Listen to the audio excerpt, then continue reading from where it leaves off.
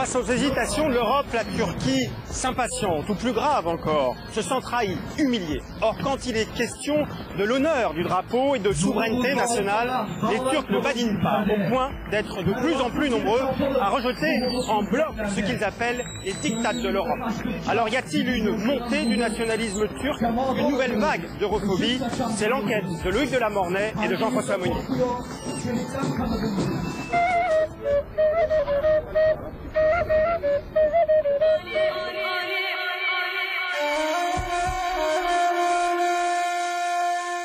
Deux doigts dressés, trois autres joints, comme la silhouette d'un loup au clair de lune.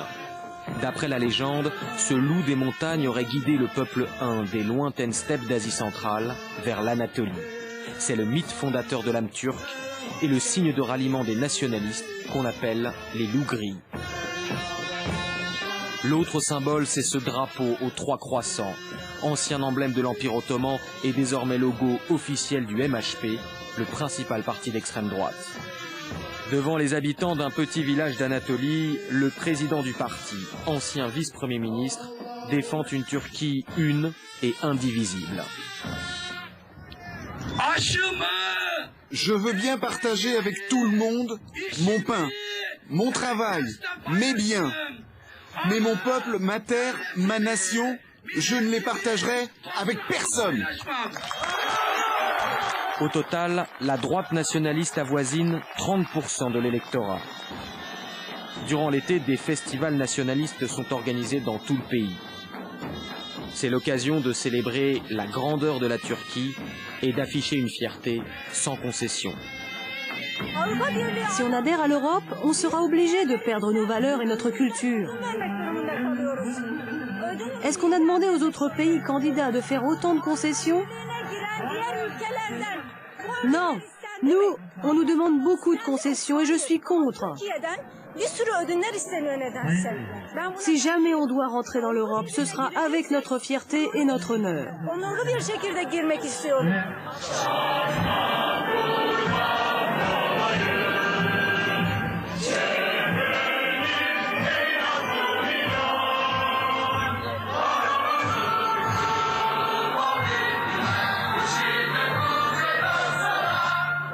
Comme l'hymne national, le sens de la patrie est inculqué dès le plus jeune âge. C'est le premier devoir de l'écolier turc.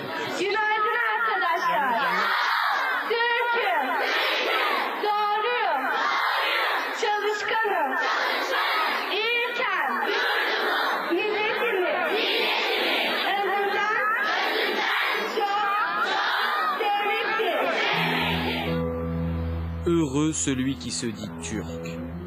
Ce sont les paroles du père, Atatürk. Le fondateur de la République, relevé des cendres de l'Empire ottoman, est une icône, célébrée à droite comme à gauche et de 7 à 77 ans. Necati Inci est le sculpteur attitré de Mustafa Kemal. Fin connaisseur de l'histoire, de Napoléon à Churchill, de Washington à Lénine, il peine à trouver une grande figure qui soutiendrait la comparaison avec son héros.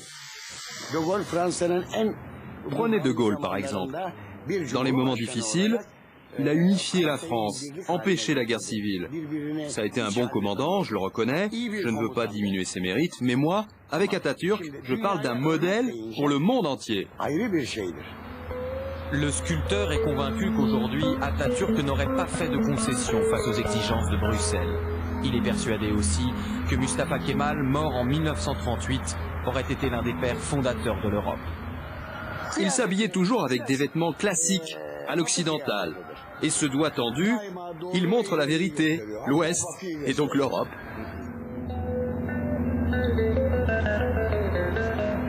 Des deux rives du Bosphore, des campagnes rurales à Istanbul, la cosmopolite, le culte d'Atatürk ne se discute pas. La fierté nationale non plus.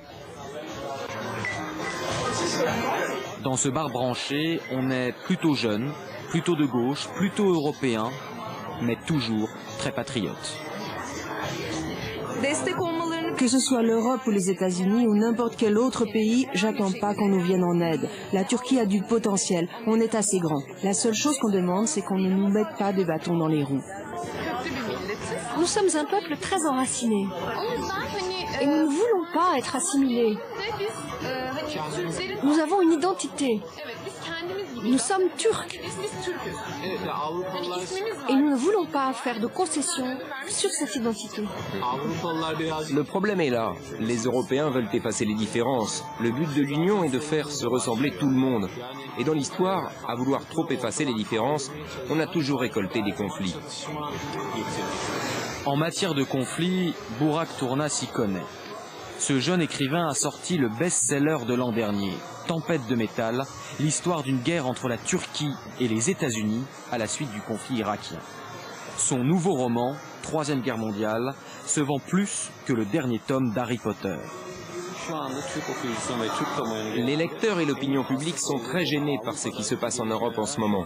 Ils sont sensibles au fait que notre pays puisse être mis de côté.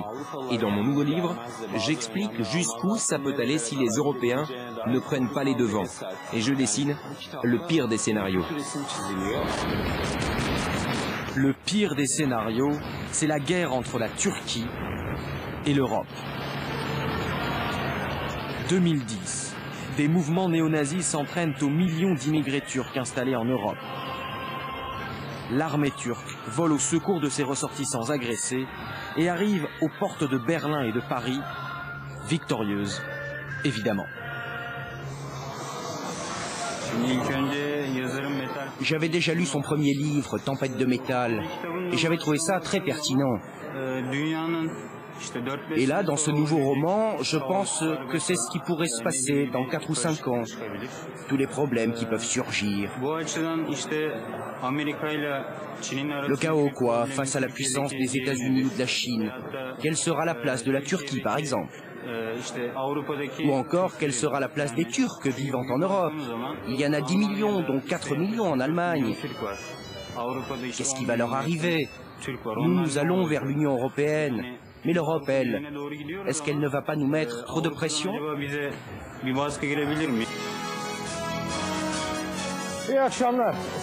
Dans les émissions politiques, le débat sur l'Europe bat déjà son plein. En Turquie, on vit comme une agression tout ce qui ressemble à une atteinte à la souveraineté nationale. Et les conditions pour entrer dans l'Union heurtent de plein fouet les tabous nationaux. Ce pays aime l'armée. Et diminuer le rôle de l'armée dans la société, réduire son poids politique, eh bien ça reste un tabou sérieux. Mais il y a bien un moment où il va falloir en parler. Et puis, il existe un deuxième tabou. Aujourd'hui encore, on n'évoque toujours pas la question du partage et des transferts de souveraineté. Et là, ce sera chaud. Jour de fête. Ce soir, c'est enterrement de vie de garçon.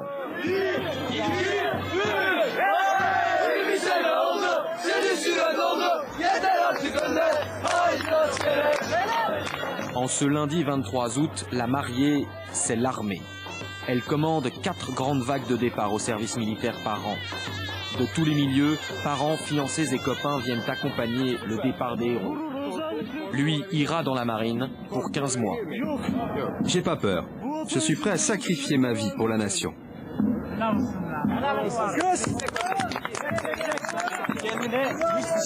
Ici, quand t'as pas fait ton service, t'es pas un homme. T'es rien. Moi, je suis revenu il y a 9 mois. J'étais dans les commandos de montagne, dans le sud-est. J'ai perdu un ami là-bas. Il a sauté sur une mine. Mais 15 jours après, on l'a vengé. On s'est fait un terroriste.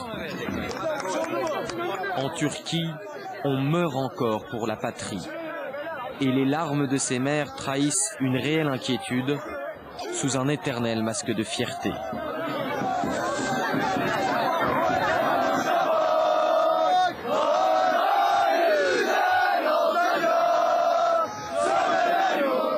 Dans quelques jours, certains d'entre eux se retrouveront au front face aux ennemis de la nation.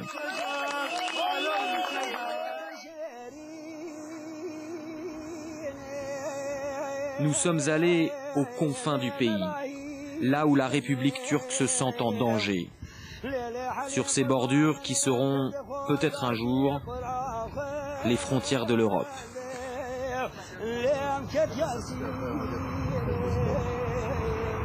Sur la route, les premiers chars apparaissent. Des cohortes de camionnettes ramènent des soldats du front. Nous entrons dans cette zone que les autorités d'Ankara appellent pudiquement le Sud-Est, cet endroit qu'on répugne à appeler région kurde et qu'on interdit formellement de nommer Kurdistan. Ici, des soldats turcs tombent régulièrement, victimes de la guérilla indépendantiste kurde. Ici, l'armée ne s'exprime pas ailleurs que sur les collines où elle a gravé ces mots « La nation d'abord ». L'armée ne parle pas, mais on peut rencontrer ses supplétifs. L'un d'entre eux nous a donné rendez-vous dans une station-service qui lui appartient. Enfin, elle lui appartient comme tout le reste, le village, la région et même, dit-on, le million d'habitants qui va avec. Nous sommes sur les terres du clan d'Iskander Ertuğ. Bienvenue dans la famille. On va faire un petit tour de 20 ou 30 km. Prenez pas vos bagnoles, je vous emmène. Que vous soyez 10 ou 100. Venez. Et viens mon frère. Viens toi aussi.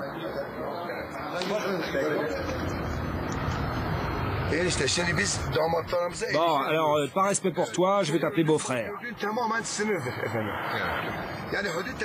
Alors tout ce que tu vois là, c'est la frontière. Et derrière, c'est l'Iran. On a aussi de la famille là-bas. Ces 142 km de frontière sont sous la surveillance de notre tribu. On contrôle militairement toute la région. Iskander Ertuğ a peu de titres officiels et beaucoup de fonctions. Simple maire de village, il est surtout chef de clan, homme d'affaires, seigneur tribal kurde et allié fidèle de l'État turc. Sous sa bonhomie apparente, c'est un redoutable chef de guerre qui porte jusqu'ici les couleurs de la Turquie. Kurde mais citoyen turc, Iskander Ertuğ arme ses propres milices pour lutter contre les indépendantistes kurdes. Nous faisons tout le nécessaire pour notre État. On travaille main dans la main avec le gouvernement. Contre qui? Faut dire qu'il y a des menaces. L'Iran, l'Irak, ce sont des pays de dictateurs, alors qu'ici, c'est la démocratie. Tiens, regarde. Iran, Irak, Syrie, et là-bas l'Arménie et jusqu'en Russie. C'est ça la limite de l'Europe. Alors nous, automatiquement, nous devenons Européens. Dans cette région stratégique ouverte à tous les trafics, Iskander Ertuğ administre ses terres comme un seigneur féodal. Mais la République turque est bienveillante avec cet allié zélé. Tiens, regarde, Tek, ça veut dire un seul drapeau, une seule nation. Voici le fief du maître, Bashkale, sa statue d'Atatürk, sa mairie aux vitres blindées et autant de gardes du corps pour conseillers municipaux. N'a-t-il pas peur que l'Europe vienne mettre un peu trop de bureaucratie dans sa province? D'un geste, le patron congédie ses collaborateurs pour nous répondre tranquillement dans une interview vérité. Nous voulons devenir Européens. Que l'Europe vienne avec ses lois. On déposera les armes. Tout le monde déposera les armes. Il y aura libre circulation. Les forces de sécurité retourneront dans leurs casernes. On stoppera les réseaux de passeurs et d'immigration clandestine. On arrêtera le trafic de drogue et le pétrole de contrebande. Il n'y aura plus de problème. Iskander n'a peur que d'une chose, prendre l'avion. Mais à l'issue de notre entretien, cela ne l'a pas empêché de nous prévenir, toujours tout sourire.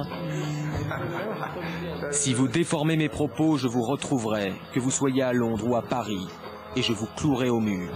Ma famille est la plus puissante de Turquie, et mes amis sont plus puissants que vous.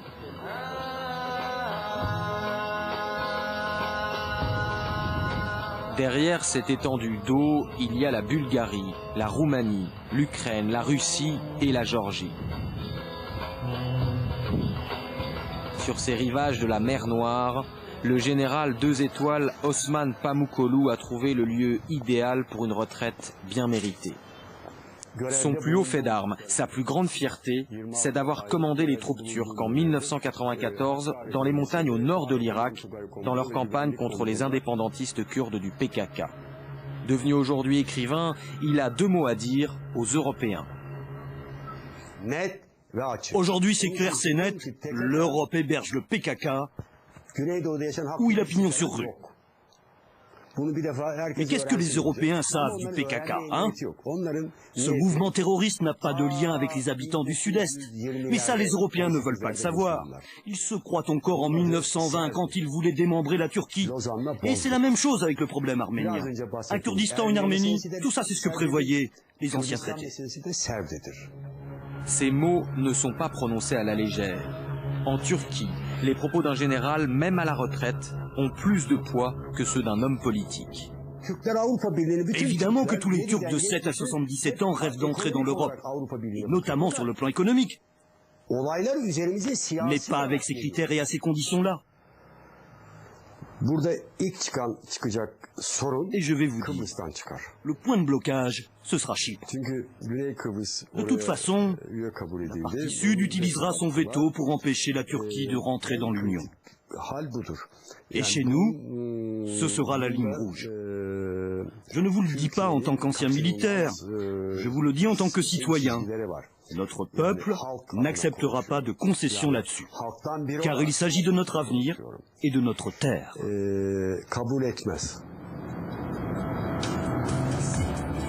Sur le chemin de l'Europe, l'autre point de blocage, c'est la reconnaissance de ce que la France et le Parlement européen appellent le génocide arménien. Simon Babikian vit en France. Quand il revient en Turquie, il hésite à prononcer ce nom de famille qui trahit ses origines arméniennes. Il est né ici, dans cette province d'Antioche, territoire turc longtemps contesté par la Syrie voisine, dont le mont Akra émerge dans la brume.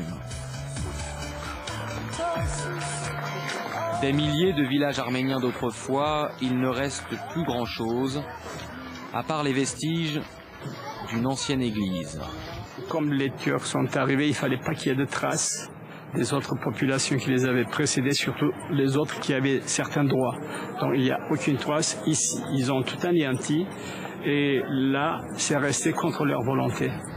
L'église a servi de soubassement à une mosquée.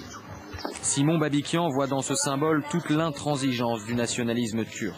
Un nationalisme qui accepte aujourd'hui d'évoquer les massacres de l'époque, mais refuse toujours l'emploi du mot génocide.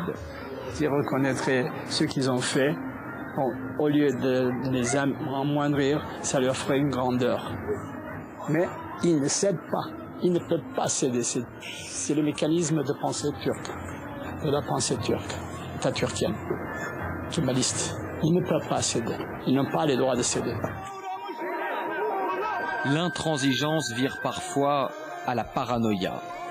En avril dernier, cette image a priori anodine d'un gamin kurde abaissant le sacro-saint drapeau turc met le feu aux poudres. Dans les semaines qui suivent, militants des droits de l'homme, d'extrême gauche ou sympathisants kurdes sont pris à partie par des populations en délire. Dans plusieurs cas, comme ici, dans la ville de Trabzon, les personnes soupçonnées d'être traîtres à la nation doivent se retrancher dans des commissariats assiégés par la foule.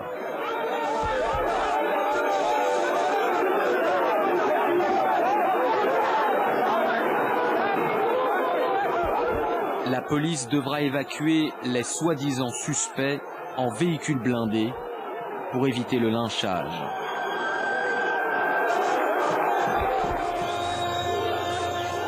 Derniers affrontements en date, septembre 2005.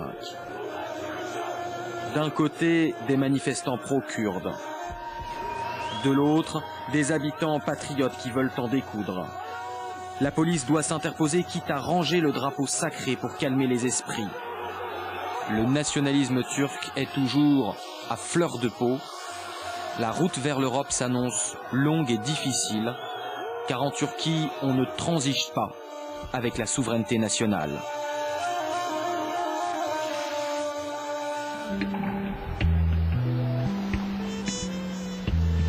Nous voici à nouveau à Istanbul, sur sa rive européenne. Ce quartier huppé de la capitale abrite une des plus fameuses universités du pays, où l'élite pro-européenne, pro-occidentale et francophone est formée depuis des décennies. Nous rencontrons Ahmet İnsel, qui partage son temps entre la France et la Turquie, à la fois professeur de l'université de Galatasaray et de la Sorbonne.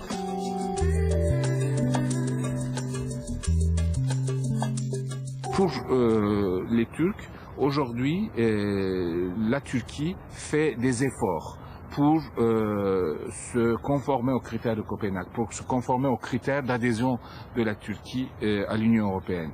Et plus la Turquie avance, plus les exigences qui n'étaient pas exprimées auparavant augmentent. On a l'impression du coup que plus la Turquie s'avance vers l'Europe, plus une partie des Européennes se mettent une distance plus grande entre eux et la Turquie. Et ça nourrit en profondeur ce nationalisme. C'est très partagé aujourd'hui. Ça nourrit en profondeur. C'est encore nouveau pour pouvoir savoir si c'est quelque chose qui va être vraiment ancré ou ça va être une réaction conjoncturelle. Et très honnêtement, vous pensez possible qu'il y ait une majorité en Turquie pour dire stop à l'Europe à court terme? À court terme, je ne pense pas. À court terme, je ne pense pas parce que les relations, l'Union européenne est un paquebot très lent et quand les paquebots lents ne s'arrêtent pas aussi rapidement, ne démarrent pas très rapidement. Donc il y a une inertie. Je crois qu'il y a une inertie qui peut continuer encore longtemps.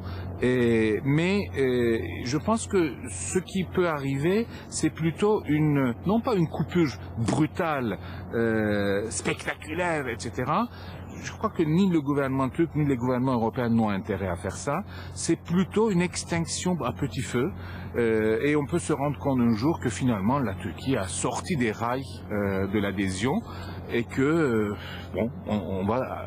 on va quelque part ailleurs, partenariat privilégié, mais dans ce cas-là, si on fait un partenariat privilégié, qu'est-ce que signifie le partenariat privilégié dans une union douanière? Pourquoi C'est pour ça que les Turcs y sont défavorables, finalement. Oui, parce que, imaginez, vous êtes dans une union douanière, c'est-à-dire que l'Europe va prendre des décisions qui vous concernent, mais vous ne pouvez pas prendre des décisions qui vous concerne. Vous ne pouvez pas participer aux décisions qui vous concernent. Donc c'est pas tenable à moyen terme. Mais est-ce que c'est possible pour la Turquie de ne pas entrer dans l'Union européenne?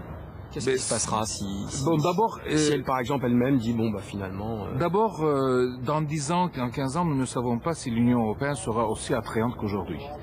Et que moi, je pense que ce qui est important dans la perspective d'adhésion de la Turquie à l'Union européenne, avant même l'adhésion, c'est le processus.